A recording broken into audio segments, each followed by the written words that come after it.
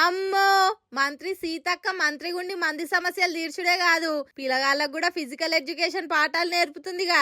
చూడురి 1 2 3 4 అనుకుంటా ఎంత హుషారుగా పిల్లగాళ్ళతో ఎక్సర్సైజులు చేపిస్తుంది.